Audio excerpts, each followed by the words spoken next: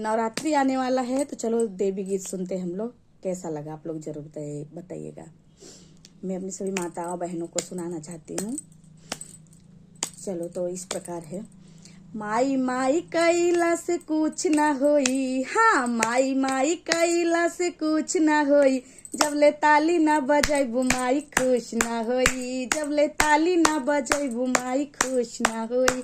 ए माई माई कैला से कुछ ना होई, हाँ हाँ माई माई कैला से कुछ ना होई, जब ले ताली ना बजाइबू माई खुश ना होई, जब ले ताली ना बजाइबू माई खुश ना होई। टिक्का वाले आइला से कुछ ना होई, हाँ हाँ टिक्का वाले आइला से कुछ ना होई, जब ले सधुरा ना लगाइबू माई खुश ना होई, जब ले सधुरा ना लगाइबू माई खुश ना होई।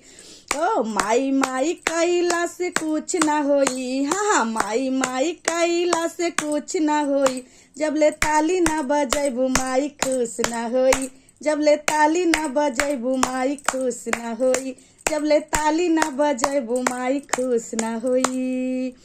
विदिया ले आइला से कुछ ना होई, हाँ हाँ विदिया ले आइला से कुछ ना होई, हे विदिया ले आइला से कुछ ना होई, हाँ हाँ विदिया ले आइला से कुछ ना होई, जब ले लाली ना हो, जब ले लाली ना लगाइबू माई खुश ना होई, जब ले लाली ना लगाइबू माई खुश ना होई।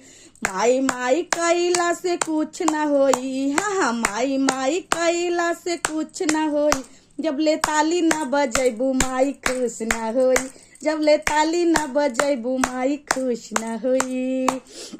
चुंदरी ले आइला से कुछ ना होई, हाँ हाँ चुंदरी ले आइला से कुछ ना होई, हो चुंदरी ले आइला से कुछ ना होई, जब ले चोली ना ले आइबू माई खुश ना होई, जब ले चोली ना ले आइबू माई खुश ना होई। माई माई कैला से कुछ ना होई, हाँ हाँ माई माई कैला से कुछ ना होई, जब ले ताली ना बजाइबू माई खुश ना होई, जब ले ताली ना बजाइबू माई खुश ना होई। पायल ले आइला से कुछ ना होई, हाँ हाँ पायल ले आइला से कुछ ना होई, जब ले बिछिया ना ले आइबू माई खुश ना होई, जब ले बिछिया ना ले आइबू माई खुश ना होई। माई माई कैला से कुछ ना होई, हाँ हाँ माई माई कैला से कुछ ना होई, जब ले ताली ना बजाइबू माई खुश ना होई, जब ले ताली ना बजाइबू माई खुश ना होई। ए भोगवाली आइला से कुछ ना होई, हाँ हाँ भोगवाले आइला से कुछ ना होई, जब ले जलवा ना ले आइबू माई खुश ना होई, जब ले जलवा ना ले आइबू माई खुश ना होई।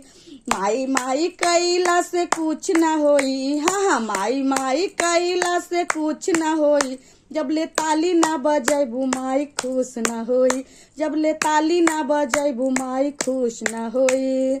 ढोलक बजावला से कुछ ना होई, ए ढोलक बजावला से कुछ ना होई, हाँ हाँ ढोलक बजावला से कुछ ना होई, जब ले भजन ना सुनाइबू माई खुश ना होई, जब ले भजन ना सुनाइबू माई खुश ना होई।